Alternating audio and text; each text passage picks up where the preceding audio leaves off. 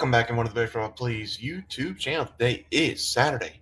It is May 10th, and I'm back breaking down some more NBA playoffs for you guys on Saturday. Right now, going on, we have the Cavs and the Pacers playing. The Cavaliers playing a lot better defense, a lot better team ball. Who would have thought that Evan Mobley, Darius Garland, and Hunter coming back would help the Cavaliers? Wild and crazy things happening in that Pacers game. I think it's an 18-point game. I'm not going to count them out just yet. We've seen it come back from 20-plus. We've seen the Knicks come back 20-plus and the Celtics twice already in the playoffs. So I'm not going to count anything out yet. We have the Pacers plus 2.5, Thunder minus 4.5 after this game. I think that's up to 5.5 now. Donovan Mitchell kind of got a bad number, 28.5. They closed 26 or 27.5. I was uncertain if Hunter or Garland or Mobley are going to play. They all play. Garland's in a lot of foul trouble, only had 2 assists at the half. I think he's sitting on 3 right now in the third quarter.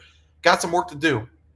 Hopefully the Pacers make a comeback, make this a competitive game, but we'll see what happens. We're going to move on to the plays for Saturday. We have the Boston Celtics going up against the New York Knicks. We also have the Minnesota Timberwolves going up against the Golden State Warriors. Steph Curry most likely still going to be out in this game for Golden State. T-Wolves minus 5 is going to be the play for the late game. We're going to talk about that Boston game in a second. T-Wolves minus 5 is going to be the play. They were in control basically the entire time. There's like a 2 or 3 minute stretch where the Golden State Warriors looked like they were going to compete.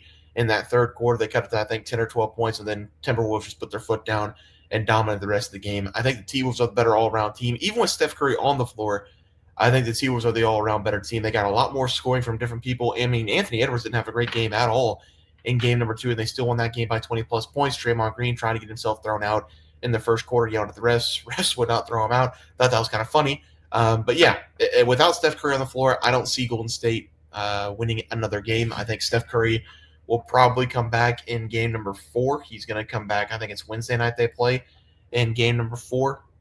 They'll probably have to win that one, and then he's going to get an extra rest up until Sunday. So this one, you'd love to steal it if you're the Warriors. You're going to go back home. I just don't think Steph Curry's going to be ready to play. So give me the T-Wolves here, minus 5 to the better all-around team. For the Boston in the next game, do I go with the head? Do I go with the brain? Or do I go with the heart? Do I go with the gut?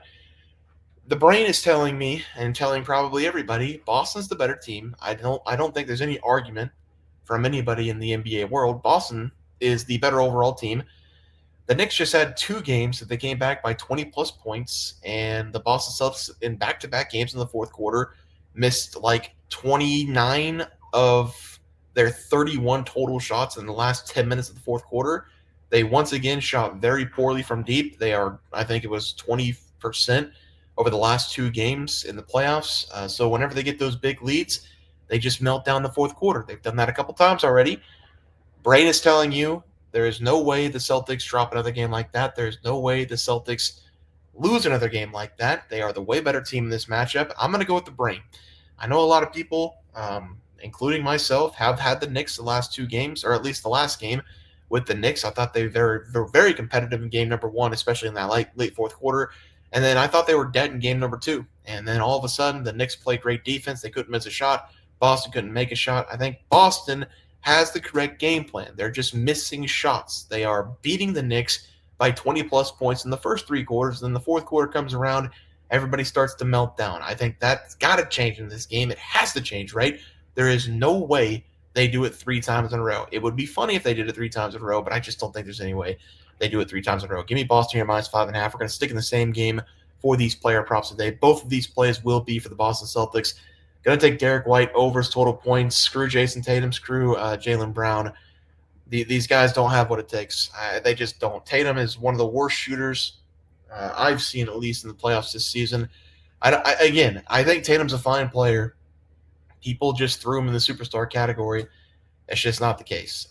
He's doing a really good job on the boards. Going to take his rebounds, actually, in this game. Kristaps Porzingis is dealing with an illness. They have not said what the illness is. There's a lot of rumors about Kristaps Porzingis' illness. I'm not going to talk about it because, you can't believe rumors. But if you want to know a little bit about it, just look up Kristaps Porzingis on Twitter. It'll tell you everything you need to know, everything that people are speculating is wrong with Kristaps Porzingis. If that is the case, that is really, really bad for Kristaps Porzingis. Hopefully he's okay. But again, they're just rumors. Probably going to be limited in this game. It seems like this illness is really, really putting a putting a damper on his playing time and hurting his body physically, mentally, and emotionally. So hopefully he gets better. We're going to go with Derek White, though, over 16.5 points. Started to get hot in the game number 2. He was pretty hot in game number 1. You can see him after game number 2. Whenever Tatum was given the ball, he was very, very, very upset after that throwaway by Tatum. I mean, he was wide open in the corner. He had a game-winning shot that he could have taken, but Tatum dribbled with his head down into triple coverage and then threw it out basically to Bridges.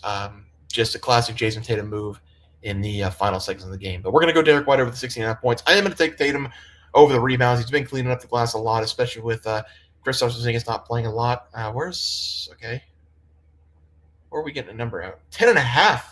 Wow, it's gone up 2. It was 8.5 and 9.5 whenever I started, and now 10.5 for Jason Tatum. We'll take a plus money. I mean, he did have 16 boards the other night, more rebounds and points for Jason Tatum. He's just struggling from the field. I think again, I don't want to pick on him too much. He's a fine player. I think he's just in his own head. He's just so far in his own head, he just can't get out. Hopefully, he breaks through in one of these games. I don't necessarily root for anybody's failure, but it's hard to back Tatum over the total points in this game. I think they're going to need a lot of help from Derek White and Drew Holiday and Al Horford in this game.